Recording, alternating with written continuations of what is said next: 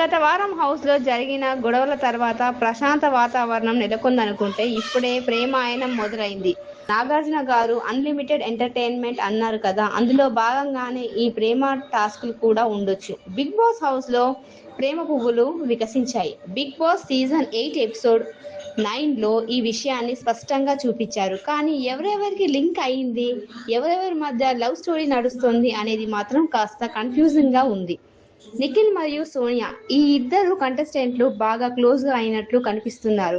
వారి మధ్య మంచి అనుబంధం ఏర్పడింది. వీరిద్దరి మధ్య స్నేహమా, ప్రేమ అనేది ప్రేక్షకులు ఆసక్తిగా చూస్తున్నారు. Big boss host Nagarjuna Prithvi మరియు విష్ణుప్రియలను జోడించే ప్రయత్నం చేస్తున్నారు. వీరిద్దరి మధ్య కెమిస్ట్రీ బాగుంది అని నాగార్జున భావిస్తున్నారు. అయితే ఇది కేవలం గేమ్ కోసమా లేక వాస్తవంగా అనేది తెలియాలంటే మరికొన్ని రోజులు వేచి చూడాల్సిందే. బిగ్ బాస్ హౌస్ లో జరుగుతున్న ఈ ప్రేమాయణం గురించి మీ అభిప్రాయం ఏమిటో, ఈ జంటలు నిజంగా ప్రేమలో పడ్డారా లేదా ఇది కేవలం గేమ్ కోసమా, మీ అభిప్రాయాలను కామెంట్ చేయండి.